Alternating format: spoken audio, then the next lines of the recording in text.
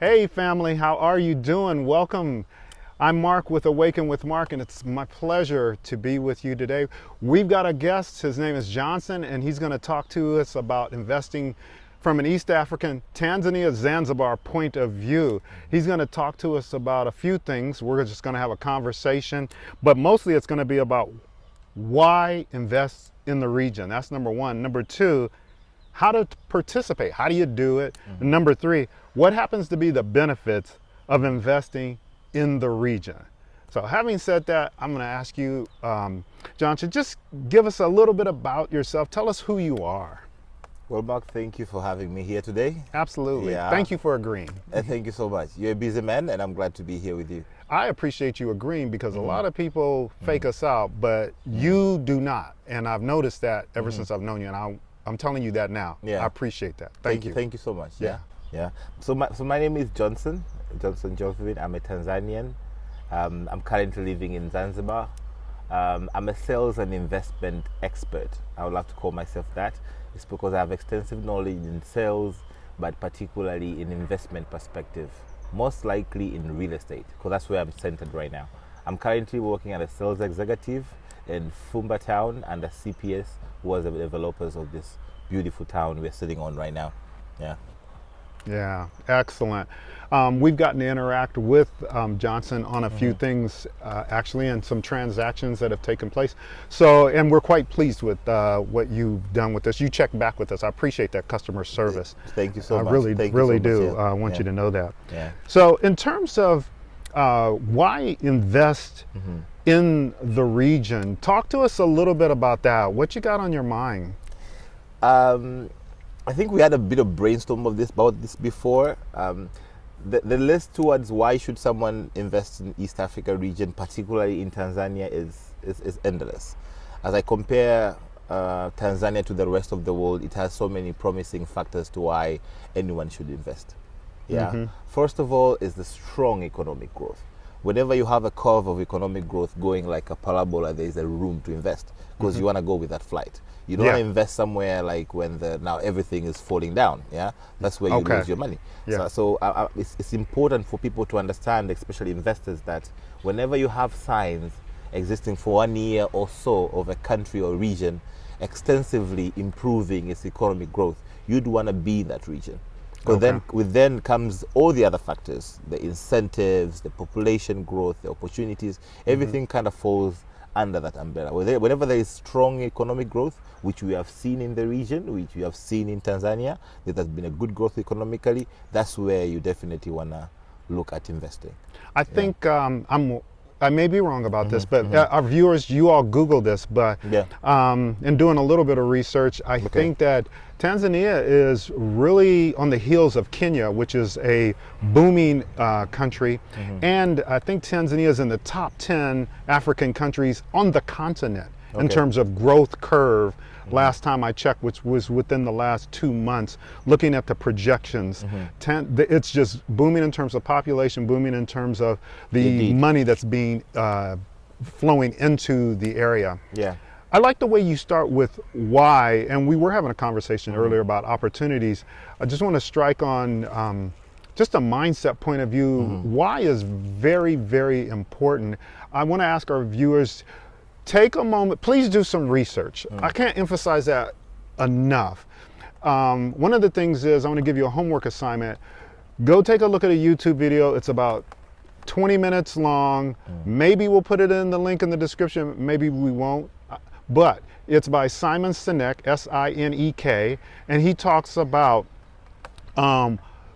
why his book he wrote is Start With Why. A lot of people and organizations want to do things on a how and a what, and it falls flat. But if you understand why you're doing it, then that's so important. So if there's any more you want to say about that, please do. But I'm asking the viewers, please go do that homework assignment. It'll really move you forward and help you do some self-introspection. Nice, nice. Well, Mike, going on with the whys, if there's one important point, somebody should note, different from any other African country, I might say, we are proud of having political stability. Oh, that is key. That is key. Yeah, for since Tanzania has been independent in 1961, we have never ever witnessed such a political instability environment to really affect the investors in all kind of fields, be it in minerals, be it in agriculture, be it in anything. If there's anything that happened politically, was to actually better or stabilize the investment sector. Yeah? Okay. And when we come to Zanzibar, it's quite severe. The political environment in Zanzibar favors tourists to a very good percent.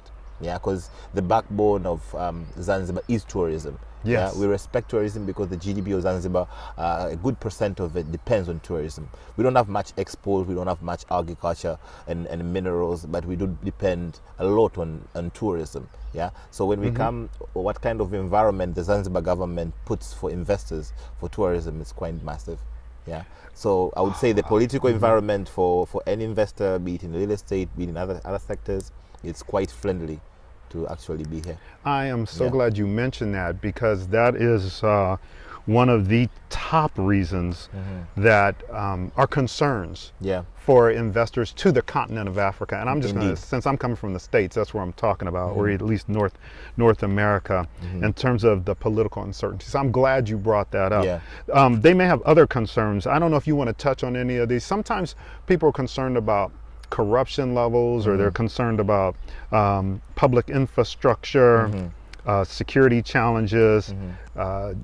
Is there any of those things you want to touch on just a little bit in terms of how our mindset is and things that we're looking for, and they're dealing with our concerns? I think the problem is severity of the way we view the problem. When I was beginning my job as a real estate agent 4 years ago, I got a gentleman from the US, and this gentleman had a wife. They had dropped from the airport. I was supposed to pick them up, and when the lady dropped from the airport, she actually cried. Yeah, she was an African American. Wow. She actually cried, and I was a bit in a rush, like, why is she crying? But being a social person, I had to ask. Like, I wouldn't have someone at the back of my car weeping in tears and leave it pass by like that. I had to ask. I was like, Madam, why are you crying? And she was like, Jordan, because she used to call me John instead of Johnson. Okay. She was like, Jordan, this is too emotional for me. I stopped the car and I asked her, Madam, why is this too emotional for me to a point that you're weeping? It's like, I look around and this is the first time I've seen so many black people and they're all busy doing their things. Life is moving. There's so many. I'm like, no, this should be everywhere. You coming from an African community back there, you should be able to see a lot of African sisters and brothers going around. He was like, no, Johnson, majority of them are either in prison or they're living a life that's not proud about. Yeah, that's true. Yeah. But that wasn't what intrigued me in her speech. What intrigued me was, and the other thing is, whenever I thought about Africa, I thought about really bad roads. I could never imagine if even you guys had an airport. When we were landing, I was hoping we were landing in a sort of a rough terrain in the airport.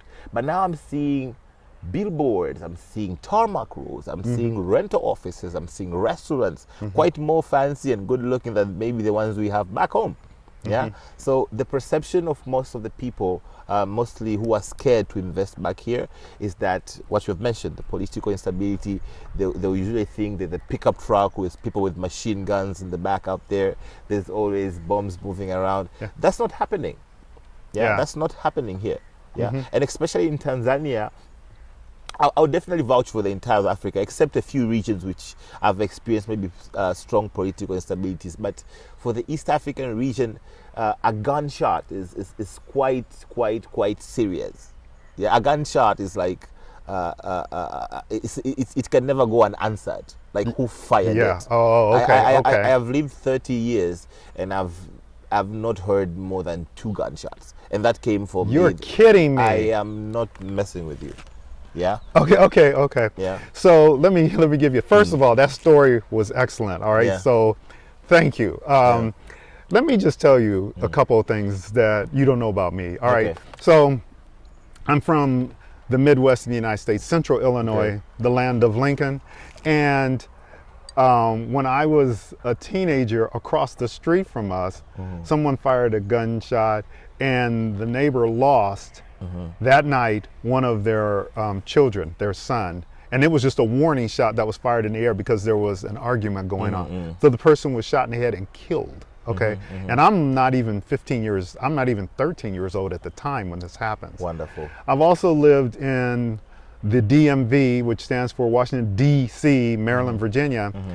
Gunshots all day long. D.C. was once considered the murder capital of the world. Now let's quickly shift over to Los Angeles. Wonderful. You know what we call helicopters? Ghetto birds. They're flying over the 405 or the 5. We're hearing gunshots constantly, car chases. There are sadly more mass shootings in the United States than there have been days in the year for 2023 already. So, yeah. That is typically sad. I can imagine any young person living in such kind of an environment. And yet, how do you compare this to a place like this? I know. How do you compare it? How do you start saying, I'm scared to go there? Yeah. You should be scared to stay where you are. Yeah. That is it. Yeah. Say that again. You should be scared to stay where you are. I mean, Mark, we have to speak. A time has to come when you have to speak the truth and face it with open eyes. Yeah. It's about time people stop thinking and actually look into it. You can actually watch a YouTube channel and find all this information out. Yeah. It's out there. Yes. Yeah. Stop. Enough with this website, level 5, level 4 threat. No. Look it out. You're a human being. Yeah. You have the talent, the intelligence. God gave you that. Yeah. It's embarrassing even to the heavens to see you seated there taking opinion from a human being. Go out, look out for yourself. Yeah. For God's sake, just write what's happening in Tanzania. You will see. Yeah. Then create your own thoughts and create your own facts. And then you're going to have the courage to do things. Because as much as beautiful thoughts can exist in your head, if you don't have the environment to nurture those thoughts, you never have them. And dreams without goals are just dreams. So unless you wake up and actually implement your goals, it's not going to happen. And I was going back to my story. So the lady said, when I thought of Africa, I thought of a kid standing with flies going all over. Yeah, I thought of people looking all dirty and shabby. But I come here, I look at you, Johnson, and you're more smart than me. So there is a life, there is a civilization which is quite more comfortable than where we are. Yeah. So in 3 months, yeah, the lady was going back to renew her visa because by then she hadn't organized how to stay there. She currently stays here. Yeah. But she had realized with the kind of life she has been living back in the US, with the same income, she was living like a really normal average life. We all know what kind of life people live out there. And now she comes here, she has a wonderful big house. She hasn't increased her expenses. In fact, she has reduced her expenses. She eats organic food. She can afford someone to help around. She has, everyone is family. I hear back there, you can't even talk to your neighbor unless you really know them. Like you can't say hi to people in the That's street. correct. Yeah. But out here, you get family for free. Yeah. Yes. We take care of our old. We don't have old people centers. We don't have it here. And that's a society, that's a community you want to grow up in. That's a society you want to grow your kids in. Yeah. All these are the factors that's why should anyone come here, Mark. Yeah, that's why. If we forget about the economic perspective, you might not even be a part of it. Yeah. With your capital might not allow you to take part into big economic participation, but participate in a community. Yeah. Be the neighborhood guy who's really good in tech. Be the neighborhood guy who's really good in photos. Be the neighborhood guy who's really good in gardens. Be a coach. Yeah. Be like Mark. Mark, inspire. There's so many places you can fit yourself in a society of ours compared to what you'd fit yourself out there. Yeah. So this is more likely the main reason why anyone should consider moving, investing, or taking part into this beautiful land. You hit that why beautifully. And he lives it, folks. I'm not going to give you too many details, but I had some challenges, and it was not his job, but he's community. So I talked to him on the phone a couple of times. He talked to some people who helped me to move some things forward in just getting established here, and I'm grateful to you for doing that. Thank you. Also, when he talked about how he's dressed, I'm going to give the cameraman a second because I'm going to point down. When he talks about the lady saw him. So I'm out here in flops, folks, and I don't know if you're able to see my flops very well, but my man is possibly wearing what looked like at a glance Stacy Adams. That's from my friend Stevie back home. What's up, Steve? Anyway, y'all look those up, okay? So that's good. All right, so talk to us about how am I going to participate in terms of investment? Well, before anyone thinks about how they're going to participate, there's a question of how do you assimilate. Yeah, Oh, okay. which is Okay, really yeah. important. I've seen a couple of people who had really great ideas, really great interest on how they can come here, wonderful ideas they wanted to implement. But the problem is, how are they going to assimilate with the community? Mark, you're talking about somebody who had spent an entire lifetime in a different region, in a different location, with a Okay. different culture.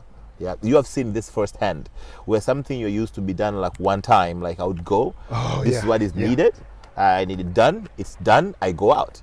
But Yeah. then now you have to go, you have to follow up, you have to remind what's going on, yeah, things like that. But once people can assimilate to the norms, I'm not saying they should stomp down low into being professional, but they should understand some things move differently here than they move out there.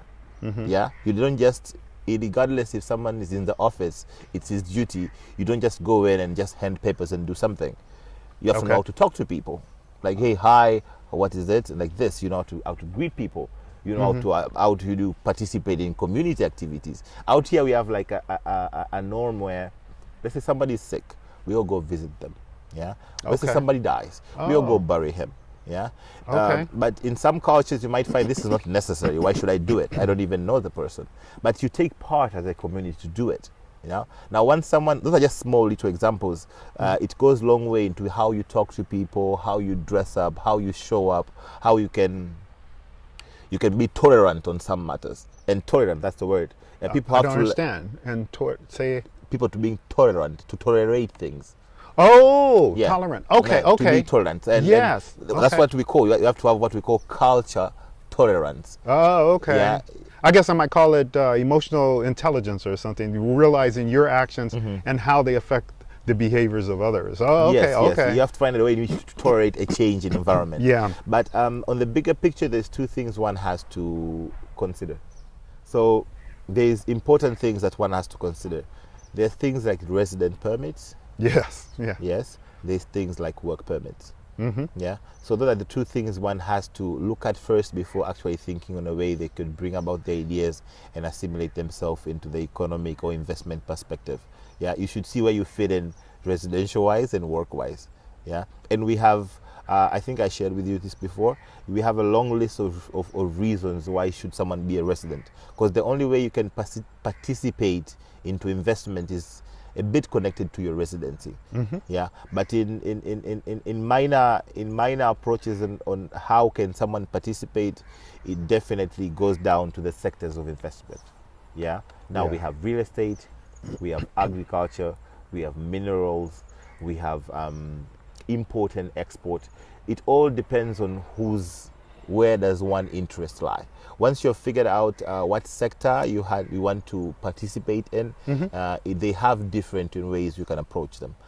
For example, let's talk about real estate. With real estate, to me, it's the most easiest and the most way forward way in which one can participate in investment, and it's a quite more risk-free type of way in which someone can investment, because apart from the capital you're investing with is transformed to become a physical asset. That's real estate. So your capital is a physical asset.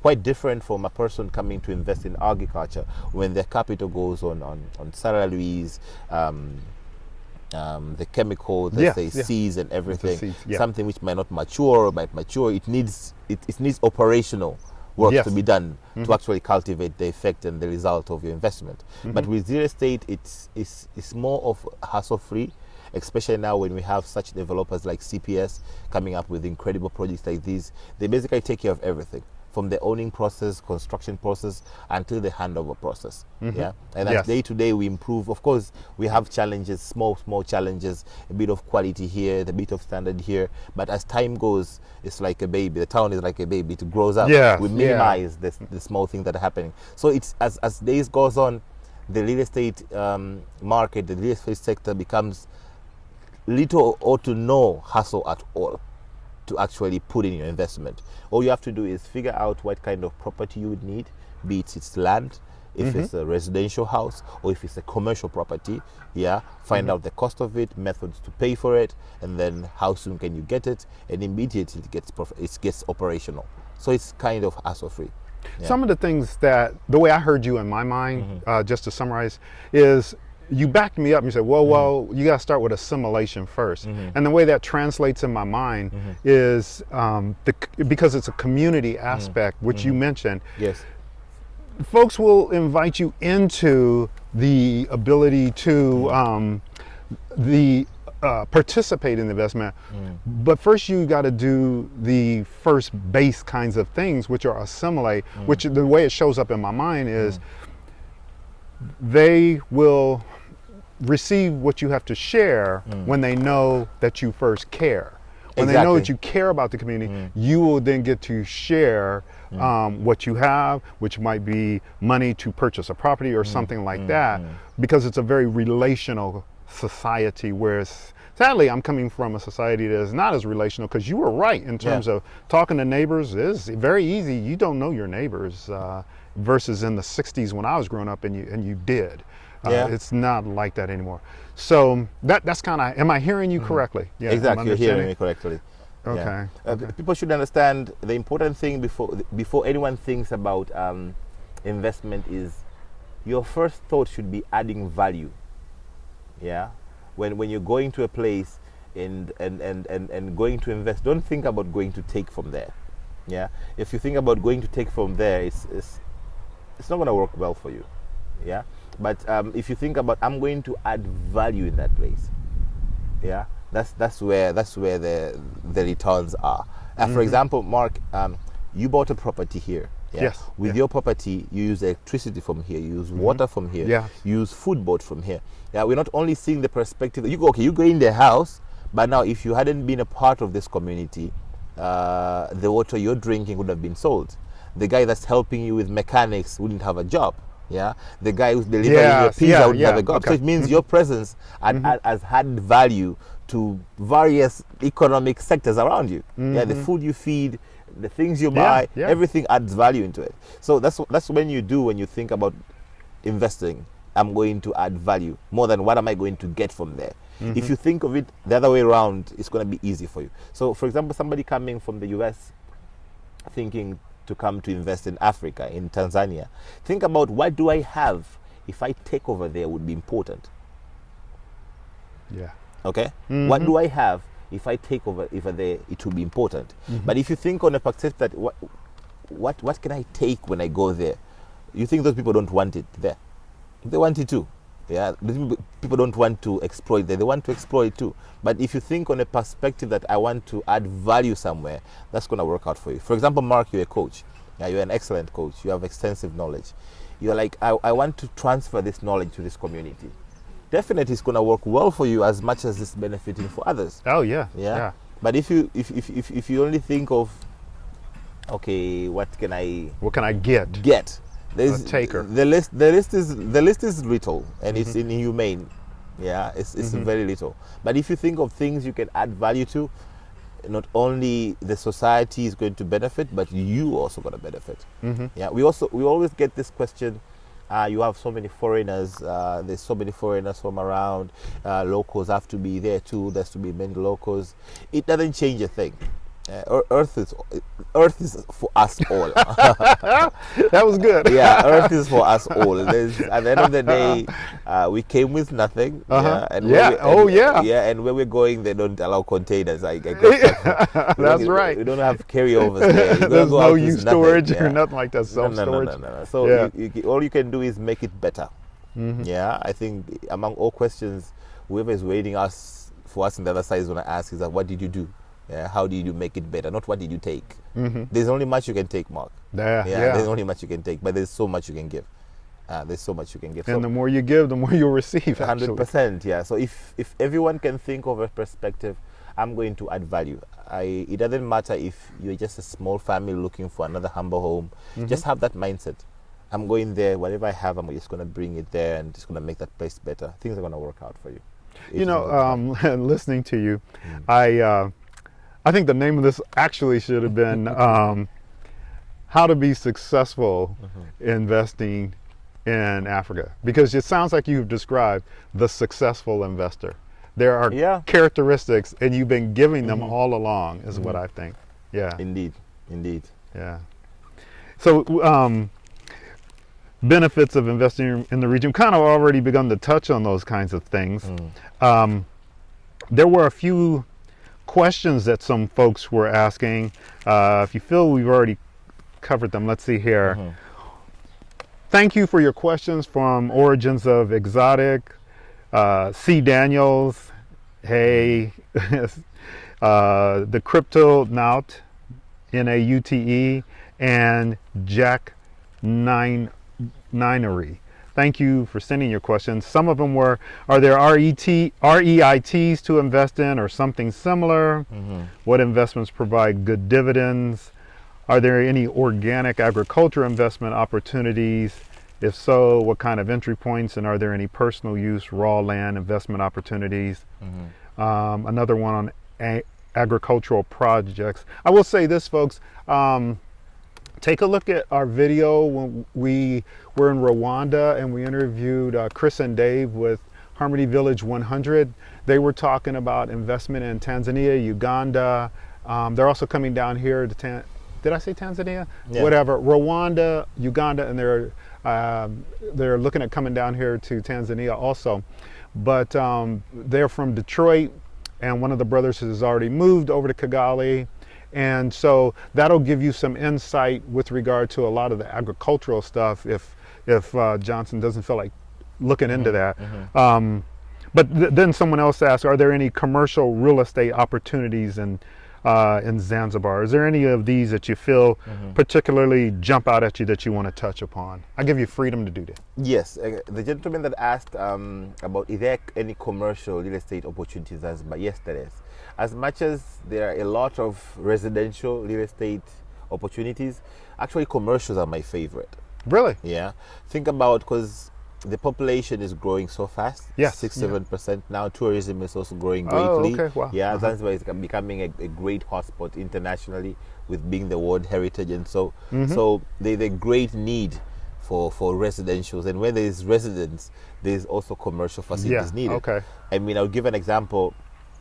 We have over like 3,000 homes to be built here in Fumba Town in the project. Okay. But even now, when we only have 1,000 homes sold, 1,200 homes sold already, yes, you can see already our commercial center, which had commercial spaces within them. Yes, yes. They are already quenched out. Yeah, the entire place is already filled out. Yes. Yeah. So that, imagine now, Mark, you have a chance to have a plot where you build your own commercial facilities. Could be some small shop outlets, and then rent this over. Yeah, I can guarantee it's like a whole year long there would always be a tenant to get those spaces, because people need spaces to actually do business.